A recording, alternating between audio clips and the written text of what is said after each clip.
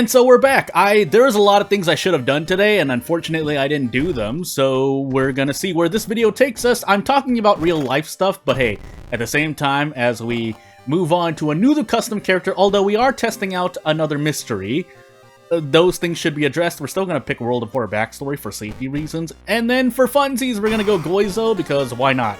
So as we get into Goizo World of Horror character exclusive custom character, and we have one custom mystery to retry, we start with 8 bullets and a police revolver, which, you know my opinion about the police revolver, but if you haven't already heard it, unless you have a whole bunch of perception and the perks to go along or level up to grab with it, it's a less than satisfactory weapon, in my opinion. Light, knowledge, second encounter, second mystery, charisma, and maybe a dexterity check. But really, we're looking at probably 3 reason, 3 stamina, considering what our stats loadout is. It's not the worst. It's definitely better than a lot of custom characters, because a lot of custom characters and creators of those characters, me included, like to make really weird stat spreads. So it lends the character to a lot of funny stuff that, you know, can or cannot be balanced. Also, I will have a link to the description as to the game this character comes from. Not sponsored by anything, I'm just doing it because I feel it's appropriate. Now, this platform will not like the fact that I do that, even though I feel like there are reasons to do so, but what I say is what I say, and if anything weird happens, I'll just tank it in the face, I guess. So, we're not going to re-roll for the sake of trying to complete the puzzle that is in front of my face, as we have Flood, Sailors, Hell, Bulletin, and Auteur, so we're getting rid of Recluse, which may be better, probably not, considering what happens in the custom mystery. I will probably just narrate over it again, but I need to figure out what I want to do first. So we're probably going to do Auteur 4th, so hopefully we survive enough for Sailors. That's just a rule I'm not going to break, because Sailors is, I think, a last mystery in my opinion. Bulletin, Hell, Flood seems to be the thing I'm going to do, so yeah, let's go and find out. So we're going to sell these library notes, and this video should be coming out while I'm doing a thing, unless things happen to my face. Then, yeah, I say my face, that's just a placeholder phrase for me to talk about anything else. So we do have Discipline. I don't want it, though. I don't think it's worth 10 Doom. Could be, but considering my RNG, probably not. So we have Hell, Bulletin, and Flood. So, max threat level Seaside, max threat level Forest. Those are both bad locations. Although, considering that we have Auteur, I mean, I could switch. If I do Bulletin now, I'll have to end up switching every... That means I'd have to take Flood second. I don't feel like doing that. Because what's going to happen, I might as well plan this out now, is that I switch to the Forest during... Right now, I set the police patrols to the forest, lowering the threat level. However, if I take Hell, I have to switch it to the mansion, because that can be just as bad. But I won't have the chance to switch it back to forest. I guess I can just roll on RNG. Yeah, I could do a little switcheroo here and there, but I didn't know my forest and mansion were going to be at max threat level for this run. That's why I say mine. Anywho. Yeah, let's just visit the police station and do things now. I would like a pack of cigarettes. I don't think I'm going to get it. So we're going to move forward and see what this police revolver can do for us. We'll take a little peek. We're not on random item stats as we grab a curse in a hot moment. But right now we have about a... We can do prep attack for 6 damage. And now we can't because we have perception. So perception decreased by hallucinations. I'm shaking my head in real life. Let's confront the man and roll a 9 on perception. So for those who are not frequent viewers of this channel, just know that RNG here is normally bad. So even if I got 10% more of my events to roll well in my favor, it would be very, very great. Now that's a special event, so really you're sandwiched in between rolling 1, 2, and I think 3?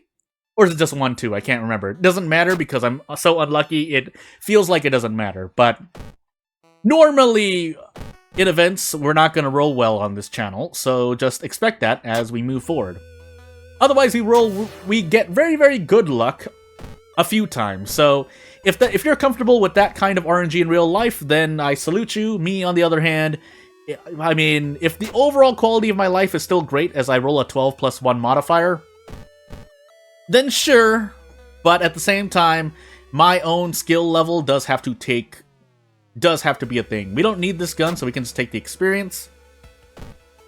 And even with that said, I have more than enough videos on this channel to show... I thought there was something on screen. I tried to wipe it off. It's just the character. Safe route for 2 Doom 5 experience. But yeah, if the quality of my life is made better by my RNG, I mean, I'll just have to be thankful. But at the same time, I think this channel has more than enough proof that my own skill level is not where it should be. So we're not going to take a... That was a perception check. And 2... The left choice, I believe, upon failure, if I remember from my own thingamajiggy event of the day, gives you an injury upon failure. But why would I believe that I would have failed a perception check with a good amount of perception? 6 perception on Harbinger, or 6 of a stat in Harbinger is good enough already. But yeah, I actually haven't fought anything yet, so not really much to go on. I didn't even take a look at this character's perks. I think she has okay perks, but Again, I don't remember. So, let's get in... I don't want to take Flood. So, instead, we're going to do Household Hell. Now, we're going to do Flood and maybe try to level up if we get something cool. Because we're topped off on Reason. That's what I'm looking at, really. So, maybe I can sneak in another Researcher, but that will depend. So, I'm going to hope I also roll well here. We have to get 2 90% and 4 80% is basically what I'm hoping for. And I didn't get that, so I mean I'm not gonna get tackled yet, so we're gonna do that. And for all intents and purposes, I should trade Reason for stamina. Actually, I am going to do that. Who am I kidding? And then we're just going to do Prep Strong. I don't need to Desperate Action and waste more of my time, your time, and everyone's time unless I make a math error. And let's see what we get. Yeah, this is not great. So instead, we're going to set Strength and move on with our lives. I should have really set Perception, knowing that I can't prep attack right now, but that's... I still value Strength. This Ritual Mask might help. But otherwise, I think we're just gonna go all out on the boss here, and hope that we roll well. Because if we don't, we end up dying. So we're just gonna rest till the end here, not really much else to do. I could try to go for another source of damage, but considering my accuracy in this boss encounter, I think I'm just going to end up rolling RNG no matter what. So, as we top ourselves off and enter this boss fight, what do I really... I could also AUTEUR Flame. That's not a bad choice, in my opinion, right now. Yeah, 60%'s everywhere with the 70% thrown in for giggles. I mean, I'm just going to do it at first. If my luck is too bad, I am going to swerve. But until I defeat the second enemy here, let's figure out what we can do. So, at this point... As I said, getting hallucinations there is not normal, actually. So this run can already be thrown out of the average case, but in a vacuum of runs, you get about 6 damage here, 6 damage per turn for 2 Reason. Or, if I didn't have the thingy, hallucinations, I could go for a 70% while trading 2 stamina for Reason. Or 80%, sorry. No, probably better, but you get what I mean. I could more comfortably fit in a Pray, or a Meditate, 2 stamina for 1 Reason. We want to go... Where am I going, by the way? Meditate. And not feel as bad about the extra 10% accuracy loss. I think this is what I'm going to do. For the sake of trying to even out my resources. But after a certain point, we might want to AUTEUR Flame. We'll see. I could do math now. I am a little lazy right at the moment, so I shouldn't be doing that. And I should have saved this process. I don't know why I didn't. And I think we're just going to go for the AUTEUR Flame play. Yeah, we're going to go for the AUTEUR Flame play. We have some Doom to spare. That's mainly the balancing factor of AUTEUR Flame, is that 2% Doom does add up over time. The HP loss is a heck of a thing as well, but it's not so bad. Now, time skip, I would have liked to not see that, considering that AUTEUR does have quite a lot of Doom increase if you, funny enough, pass a lot of events. But we'll worry about that when we get there. So, into Household Hell we go. Now, we didn't have any forest investigations in Flood, but we still want to switch this. I could also instead choose to forego my level up perk earlier to grab a pack of cigarettes, but I'm not going to do that either. Threat level increased, but we shouldn't be at the school for much longer as I accidentally clicked out of the game. Yeah, this is not a great... So what is that? Well, deduction and reporter's bag are part of the same thing, right? I could go I could double up on charisma here. Unfortunately, I don't have a thing, but I think it's fine. This is to save reason in the lighthouse. Because it's not like outdoorsman is going to do me much good either. I could have taken a point in strength, but let's do some long-term planning as we get a second counter to STE.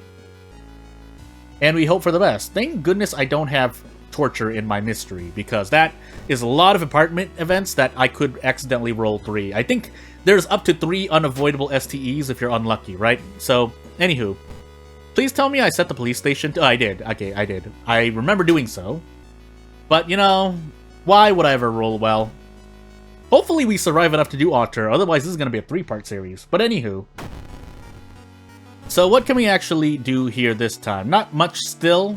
9 damage is okay, but we have to be lucky. And on this channel, that's not probably going to be the case. Oh my sweet goodness. Now, if I missed all 3, I might have just done a corkscrew spin in the air in real life. But for now... Let's hope we hit both of these, otherwise this is going to be a very short video. I'm just going to accept my loss if that happens. So a 70% chance... I don't think this is even real, right? No, it's not. I have to do another AUTEUR flame, or throw something. I guess I can do this. The ritual mask didn't protect me, so you can go away now. And we roll on 70%. Anywho.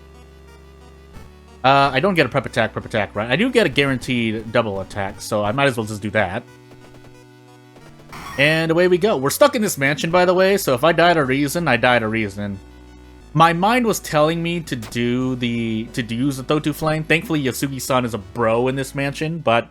Or a man, depending on how you want to give props. He's the best bro, or he's a man, as I decrease Doom and then... Or increase Doom a whole bunch. Although Yasugi-san is fair, and then we get flashbacks, so... I'm not going to get rid of that. I think I need the Doom. Yeah, this is just a bunch of Doom. So, I know people talked about, on a tangent note, about... 6 knowledge, by the way. Okay, good. About how there are Doom decreasing events in the mansion, and then when I ran into this series of events, I don't actually mind. Although, if the mansion is nerfed against us, I don't mind that either. Just know that this is a series of unfortunate events that can happen to you. Literally, events. And that's not great. Did I lose bath as well? So I got the empty bottle just to lose my bath. You can't make this up, but it's good for content. So, as we enter AUTEUR as our 4th mystery, we get a screenplay that lowers our reason, but does stuff. So, I might as well go through this again. An action film production begins in... Oh my goodness, hold on. My body is doing a thing. I'm not going to cut this out because it's funny, in my opinion. But, okay, now back to the game. An action film production begins in Shiokawa. Mara vaguely recognizes some of the faces, though not quite the names attached to the project, but apparently there's a single filmmaker using a name Kokoro-san running the whole show. Director, screenwriter, and leading actor all in one person. She's never heard of them before. Why would a production company decide to move all the way to Shiokawa instead of shooting at any of the much better equipped studios in Tokyo? Surely not even Hollywood accounting could justify moving personnel and equipment all the way to a relatively remote location like Shiokawa, and the production timing coincides with the odd incidents plaguing the town. Browsing the latest issue of Shiokawa, I forgot to look up this word, Chronicles, Mara stumbles upon an ad. The production is looking for extras, no previous experience required. Rates are reasonable, catering provided. It's a great opportunity for her to investigate further. A local agency, subcontracted by the company, I'm pretty sure I didn't pronounce that right, confirms the date. She's going to report at their office in the morning for a full day of shutting. When Mara arrives, there are already many other townsfolk present, excited, no doubt lured by the opportunity to be involved in a real movie. Agency reps hand out schedules and screenplays for each scene, while the production team is hauling equipment. She glances cursorily, I messed up that word again, I feel like I slipped over that before, at her copy of the screenplay. It seems to be a buddy cop movie, a very popular genre overseas. Follow the script, -2 luck, -2 reason. I forgot if stats actually affect us here. It's been a while since I touched mysteries, even though it hasn't been a while. But, is there anything I want to do? No, I should actually rest, but cross my fingers, hope to not die. And yeah, unfortunately we run into Miku here. We do have a pair of handcuffs, I believe, but it's not worth it. Also, we have Goizo, so resting is actually going to be detrimental to us. and we already have a high amount of doom. So if we die during AUTEUR, so be it. The main character and his partner, on the other hand, try to get revenge on their corrupt boss. That's how the screenplay goes. Mara doesn't need to be more of a movie critic to realize the screenplay is full of cliches and far-fetched twists. But hey, it's an action flick, right? I'm doing like jazz hands in real life. You can't see. I don't know why I do that. The opening scene is an action-packed, quote-unquote, to quote the screenplay, raid on a Yakuza hideout. The company rented to a decrepit lot outside town. She's going to be one of the nameless gang members. Moshimo Chikara Tsuite. The principal actors take the scene. Kokoro-san himself in the spotlight, the assistant director filling in the director's chair. Kokoro's character, in Honest Cop Karada, discusses the plan of attack with his partner. I don't know why I tripped up there. Unaware of the corrupt lieutenant that's setting them up, so we follow the script. While the other one, a B-movie veteran, chews the scenery, Kokoro seems to be barely acting at all, instead reciting his lines in a monotone. Meanwhile, Mara and other bit players are getting ushered inside the hideout. No sponsors here. Armed with prop guns and temporary tattoos, Mara's instructed to run out of the house and to be mowed down by the heroes. Action, die in a dramatic fashion, but failed a dexterity check because I forgot that's a dexterity check. As Kokoro pretends to shoot her, closing eyes each time the blanks set off, Mara tries to perform a backflip. It goes about as well as she could expect, and she ends up tumbling two other extras to the ground. They try to get back to their feet, only to stumble again. Kokoro-san is ecstatic. That's right, you want to fail these. This is great. We need that sort of chaotic energy. Keep rolling. I've experienced.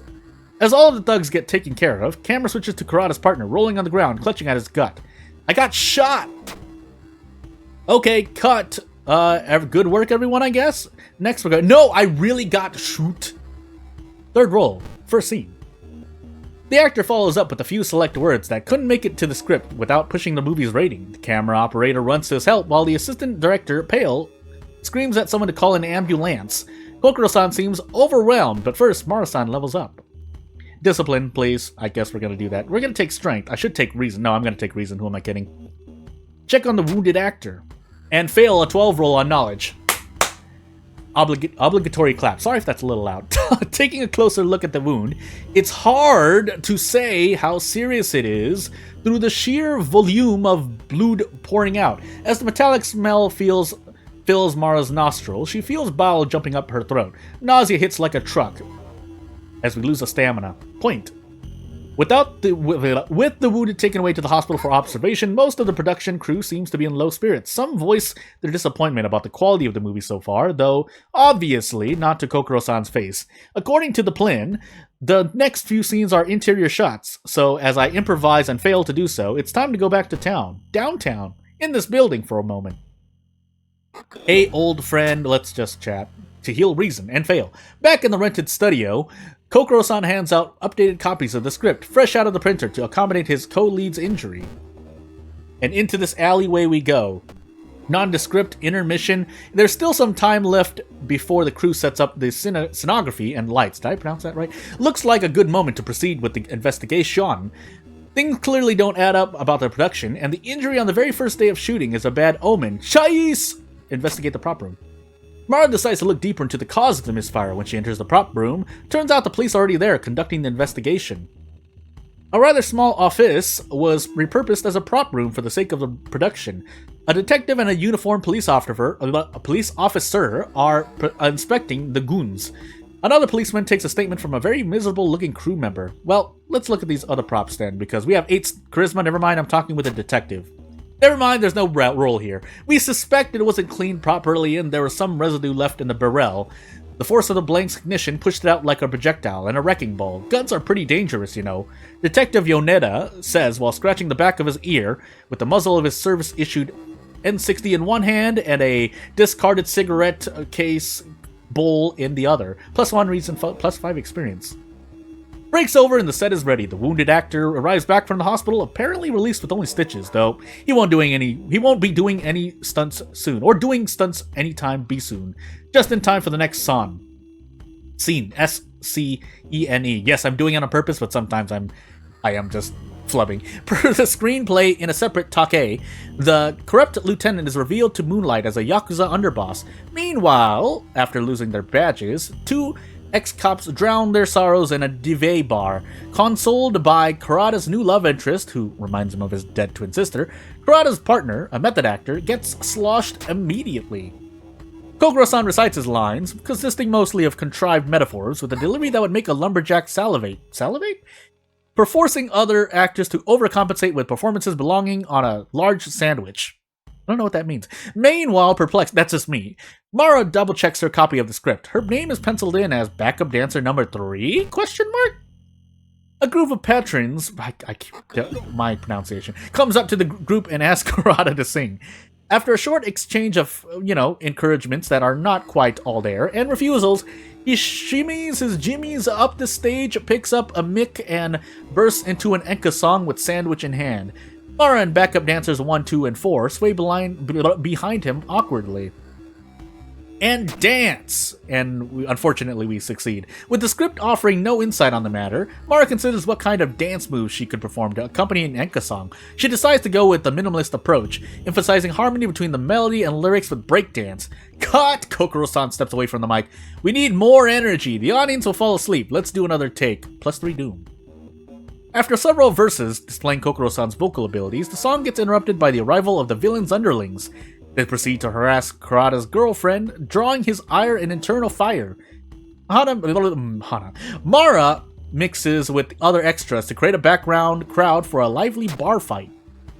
A thick fog starts filling the set. The fight choreography is questionable at best. Kurata slapping the goons who oversell the hits comically, but with light rays piercing the smoke and refracting through beer bottles on the counter. For a moment, the scene looks quite captivating, maybe even artistic, and then the smoke makes Mara's tears and eyes tear out.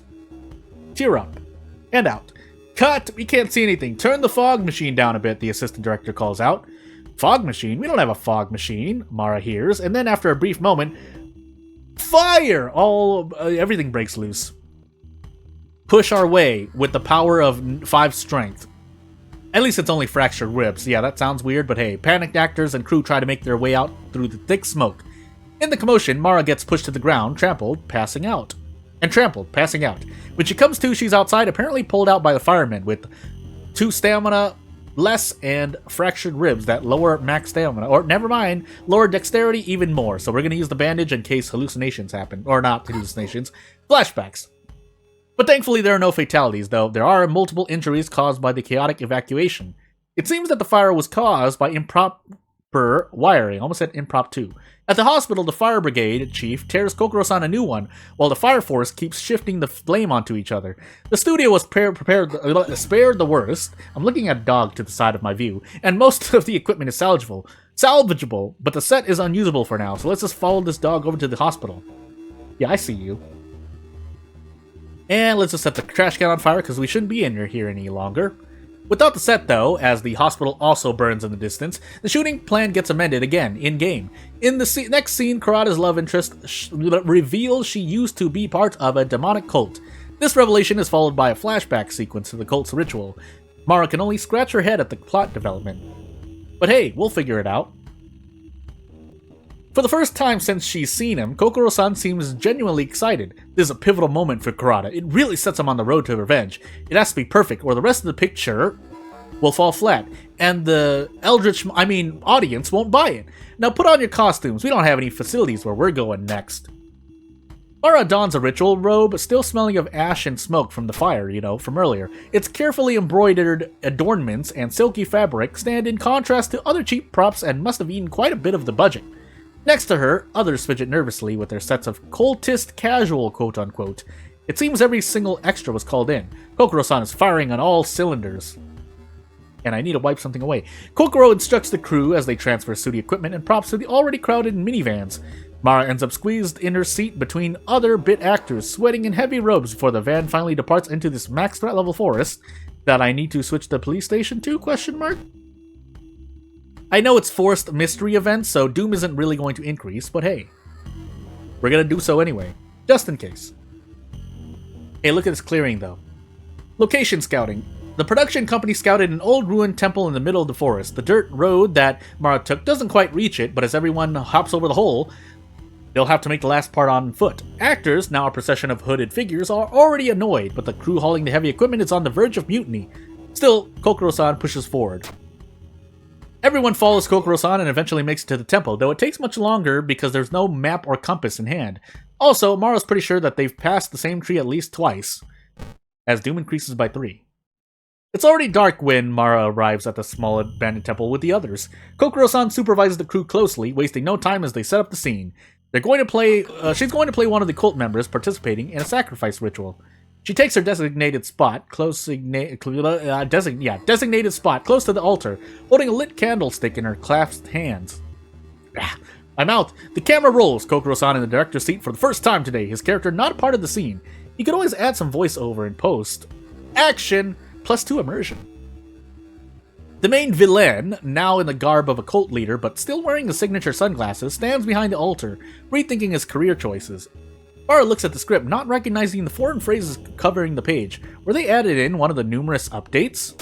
Well, we just have to follow, with knowledge being a check for now, but unfortunately, Mara and the rest of the cast do chant the odd words. She misses a consonant or two on purpose, I suppose, but by the power of averages, the crowd manages to carry on the semi-coherent incantation. The crew seems to fall into a trance. Kokoro-san at the helm. +3 doom, +1 immersion. No, please, don't do this, you hear the female lead protesting behind her. Mara hears someone protesting behind her. Someone passes her a small crying bundle to be handed further down the altar. The only problem is, she's already holding up a lit candle. Well, unfortunately, we don't have any of these two things, so follow the script. With dexterity succeeding, for better or worse, Mara carefully grabs the parcel in her bent arm, supporting it with her elbow without letting go of the candle. Another very realistic prop. If she didn't know better, she could swear she could feel the beating heart of a little heart inside. A robe extra to her side takes it from her. Doom increases by 3 once more.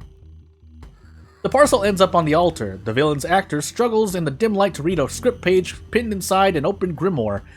Vidigagoron, the all-watching ones. Did I say that right? You've tasted the blood pumped by my heart. You breathe the air trapped in my lungs. Now watch as I give you a life, Hole. Reward your humble servant with attention, Vidigagoron. This sacrifice is for you. He raises a fancy knife with a steady hand. Kokoro-san half rises from the director's seat, intense, mimicking a stabbing motion. Now this is Kino. Still, there's an odd feeling nibbling at the back of Mara's head, and we don't have quick thinking. I used to have it, but let's think this through for a moment. Unfortunately, we failed a knowledge check. Mara struggles to figure out what's wrong, but comes up empty. The dagger falls, the crying stops as if cut with a knife. The audio engineer must have turned off the sound off in sync. It is done, Vidigagoron. The actor steps away, wiping swipe off his forehead. Cut! We got it! Kokoro-san says in ecstasy as doom increases by 5, and it's very, very bad. Don't do anything that what you see here. At the pre-premiere show at the local Shirakawa cinema, Mara sits down with a box of popcorn as the lights dim. The whole theater is completely silent until the credits roll and the audience erupts. Mara jumps to her feet, cheering and clapping for some reason, untouched popcorn spilling on the floor. A new star is born. Yeah, that's not ending A. You know why? Because I could have actually avoided that by taking quick thinking, but hey. Oof. Also, knowledge checks, but why would stats matter, right? So, shrug! ASCII shrug. Anyway, yeah, that's a complete mystery. We've investigated to its totality, so nothing else to do but enter sailors and, cry about what we've done. It's all implied, so I don't really need to censor anything, aside from the things I've, said about, hey, weird things. Also, that's right, we have 8 bullets, and I didn't shoot this police revolver at all. I don't know if it would have mattered, though. Anywho, we'll grab perception because we actually need at least 1 point. But otherwise, we're just still going to take strength because strength. I should have also instead have taken reason or something, but we'll figure out if I pay for that choice. We do have to, for better or worse, visit the mansion, I think, twice. Do I want to do this? Otherwise, if it's only twice, I'm not going to save any doom anyway, so we might as well just investigate and lower doom. But yeah, as we investigate the mansion again, I did forget what my second encounter is, so this might be really, really bad for me. Meanwhile, I don't actually want to shoot this encounter, but I can't really run either. So what do I do? Do we just go all out here? I can't even hit it as strong. We're gonna get our face hit for a moment, but hopefully, I can brace. I wish I could strong. Why are fast? They just need a little bit more. They need. I think, in my opinion, they need to be able to do a strong attack, but that's just me. Unfortunately, I also can't fit anything else aside from. Yeah, I could shoot twice. I'm gonna shoot twice here. So we're gonna get ringing ears here. I could pop this and proceed to go heal it, but for now, we should still be able to fire twice. But let's find out, right? If nothing else happens, I think I just throw away the handcuffs and the empty bottle. No, the ritual robe. Yeah, the ritual robe. Now, I was about to say, if I didn't pass something, I would have been very sad. Granted, that was a 3 roll, but you get what I mean. Now, and then I rolled 10 on perception, so never mind, I take everything back. So, let's actually, I don't remember if I have Toxisod, so I'm going to throw away the empty bottle. We are not on timeline B, for better or worse. But we will get to level up again, so we should be able to survive, even if I fail the second encounter check, but let's find out. Because I passed the charisma check, and I don't think we have a light source check. Never mind. We don't have Toxisod either, but we should be perfectly fine. So without further ado, we just need to at least pass the second mystery check, and I think we're home free. I want to say I took Household Hell second. Did I? I don't remember. So let's find... Actually, I can option select this. Actually, can I option select this? I don't think I can. Because funny enough, I don't think I fought anything in my first mystery, but we're going to find out. So, as I climb this staircase... I want to say it was Tichura. Yeah, it was. So that means Flood was my second mystery. So onward we go. We don't need to level up. I mean, for giggles I can, but... Yeah, there's quick thinking, by the way. It's a very general perk, but at the same time, if you take AUTEUR first for whatever reason, then I mean, I guess you do that. But unfortunately, we got a very bad ending, so as I get this charisma check through and I do this run, hey, please subscribe to the channel if you want to support me at any length. This should come out while I'm doing a thing. If not, just know that I'm probably too busy to, record this video when I should have. So, without further ado, thank you for watching, and I'll see you later. Bye!